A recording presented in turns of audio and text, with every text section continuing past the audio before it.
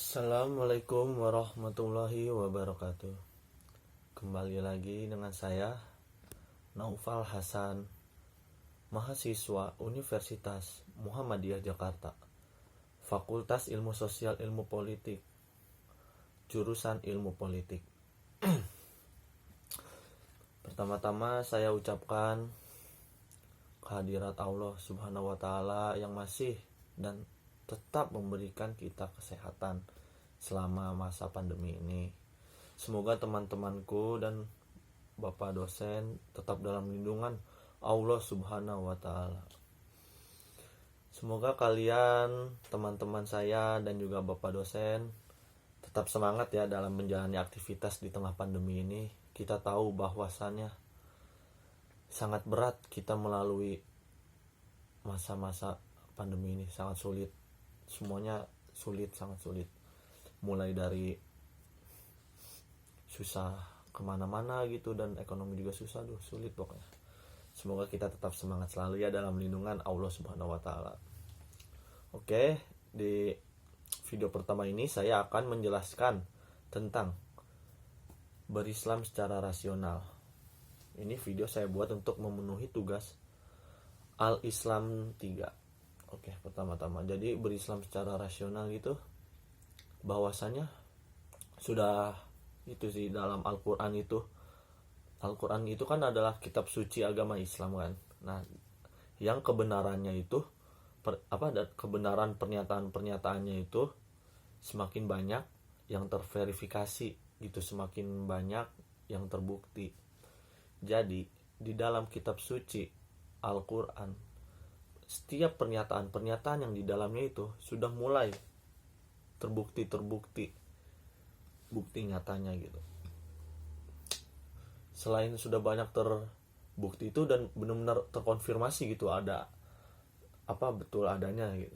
Nah, terus Al-Quran makin nampak sebagai sebuah narasi untuk mengantarkan manusia yang berakal kepada pandangan yang utuh tentang dunia dan kehidupan setelahnya. Jadi sebagai sebuah narasi dan juga tuntunan untuk kehidupan manusia dari dalam kehidupan sekarang dan kehidupan yang akan datang di akhirat nanti. Jadi kita itu berislam secara rasional itu harus percaya gitu bahwasannya Al-Quran itu, setiap yang ada di Al-Quran itu nyata apa adanya, tidak hanya omongan semata gitu. Nah, lanjut,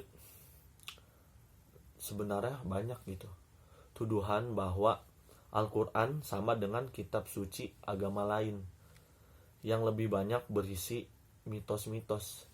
Jadi tidak sedikit juga orang yang tidak mempercayai Al-Quran atau menyamakannya dengan kitab suci lain yang berisi mitos-mitos yang belum tentu ada kebenarannya, belum tentu ada bukti nyatanya. Tidak seperti Al-Quran yang sudah pasti ada bukti nyatanya. Dan juga di kitab suci lain itu banyak cerita-cerita buatan manusia, sedangkan Al-Quran itu bukan buatan manusia, tapi buatan Allah Subhanahu wa taala, Tuhan kita semua. Jadi Al-Quran itu tidak sama dengan kitab suci lainnya, karena kitab suci yang sebelum-sebelumnya memang benar itu adalah pemberian dari Allah, seperti Injil dan lain-lainnya itu pemberian Allah, tapi sudah disempurnakan di Al-Quran. Dan kitab-kitab suci terdahulunya itu sudah ibaratnya diedit gitu, diedit oleh manusia.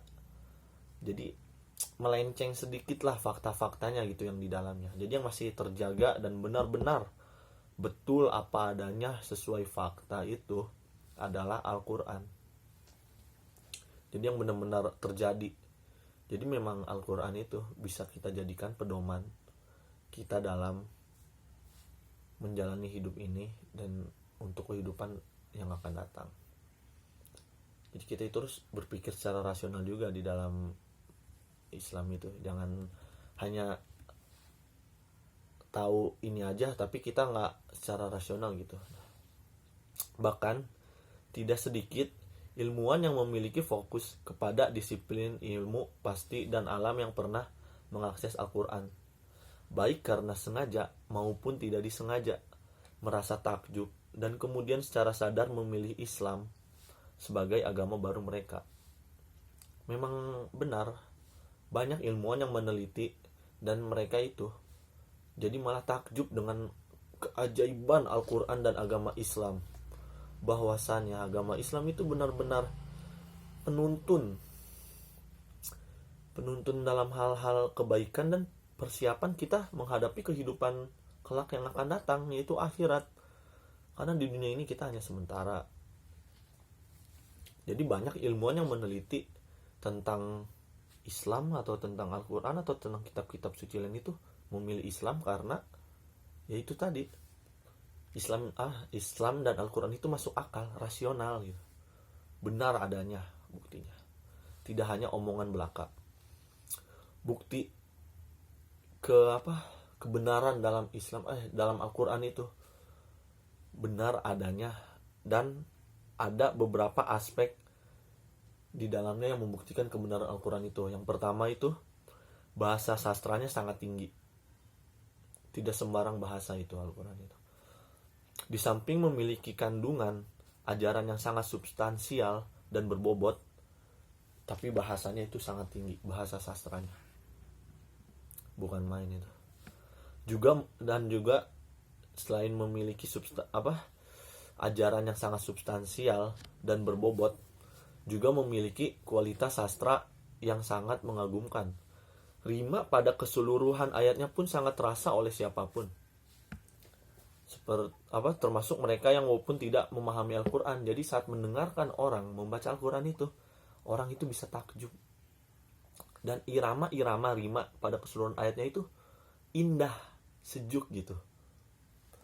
Misalkan dalam surat Al-Ikhlas ya kan. Bismillahirrahmanirrahim. Qul huwallahu ahad, Allahus samad, lam yalid wa lam yulad wa lam yakul lahu kufuwan ahad.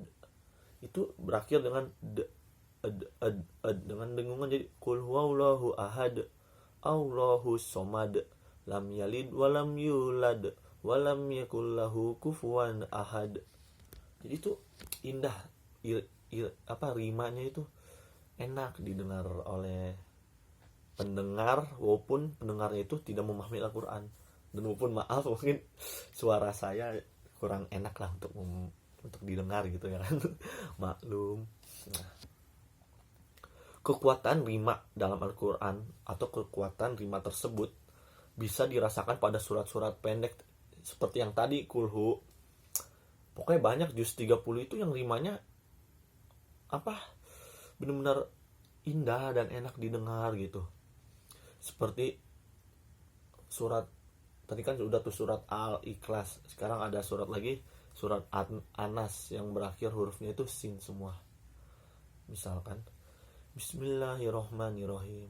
Qul a'udzu birabbin nas, malikin nas, ilahin nas, min syarril waswasil khannas, allazi waswisu fi sudurin nas, minal jinnati wan nas. Jadi nas itu masya Allah indahnya itu. Jadi memang Islam itu sangat benar-benar kita itu bisa berpikir secara rasional juga. Jangan asal memahami setiap kalimat kata per kata dalam Al-Quran itu dengan mentah-mentah saja, tapi harus ada kita pikirkan ya kan. Banyak pokoknya yang rima-rimanya itu indah di Al-Quran itu. Nah, terus yang kedua itu yang tadi kan pertama bahasa sastranya yang tinggi, rimanya yang bagus. Yang kedua itu prediksi yang di dalam bukan prediksi ya, yang sudah tertulis di dalam Al-Quran bukan saja tepat, tapi bahkan sangat benar-benar akan terjadi. Setiap isi yang ada di dalam Al-Quran, misalkan akan datangnya hari kiamat, akan kiamat itu akan meletus gunung-gunung itu akan terjadi gitu. Tidak hanya omongan belaka saja. Terus misalkan siapa yang berzina itu maka berdosa, itu benar-benar kita mendapatkan dosa, tidak hanya tulisan saja gitu. Lalu itu Al-Quran benar apa adanya. Setiap omongan di Al-Quran itu bukan omongannya, isi tadi benar akan terjadi, dan memang benar itu karena firman Allah Subhanahu wa taala. Yang ketiga itu makin banyak fakta ilmiah di dalam Al-Quran yang benar-benar terjadi. Jadi tidak hanya mitos belaka saja dan cerita belaka. Banyak hal-hal ilmiah yang terjadi di dalam Al-Quran, maksudnya yang sudah dituliskan di Al-Quran dan benar-benar terjadi. Seperti adalah Al-Quran menyatakan bahwa tubuh Fir'aun, raja otoriter yang bahkan sampai mengaku Tuhan, Fir'aun tuh yang mengaku Tuhan di Mesir pada era Nabi Musa dan Harun, walaupun dia tenggelam di samudra apa tuh, Laut Merah yang dibelah oleh Nabi Musa, dia sudah tenggelam, tapi jasadnya itu diawetkan oleh Allah Subhanahu wa taala, diselamatkan oleh Allah agar menjadi tanda-tanda bagi manusia sesudahnya. Jadi Allah itu tidak semena-mena menyelamatkan tubuh Fir'aun yang telah meninggal di laut itu hanya untuk menyelamatkan saja, tidak, tapi Allah menyelamatkan wujud jenazahnya tetap utuh agar menjadi tanda dan bukti kekuasaan Allah dan juga tanda-tanda bagi manusia setelahnya. Jadi kayak nih, ada nih orang yang ngaku Tuhan nih, begini nih akhir hayatnya. Jadi banyaklah fakta-fakta Al-Quran, fakta-fakta ilmu Al-Quran yang sudah ditulis di Al-Quran dan benar apa adanya, tidak hanya mitos belaka. Dan ternyata pada abad ke-20 jasad itu ditemukan benar apa adanya. Pada abad ke-20 ditemukan itu jasad Fir'aun.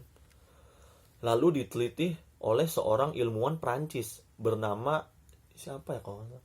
Pokoknya diteliti oleh ilmuwan Prancis. Lalu penelitiannya itu dituangkan dalam karyanya yang sangat terkenal itu. Jadi dia meneliti terus dijadikan karya, dan karyanya itu menjadi terkenal. Dan karyanya itu berjudul Al-Quran and Modern Science. Al-Quran and Modern Science. Terus yang keempat itu, Al-Quran bisa dihafalkan di luar kepala. Walaupun Al-Quran banyak ya, juz 30 berjumlah sebanyak 30 juz. Dan banyak ayatnya itu, suratnya banyak. Tapi Al-Quran itu bisa dihafalkan oleh otak manusia, bisa dihafalkan di luar kepala.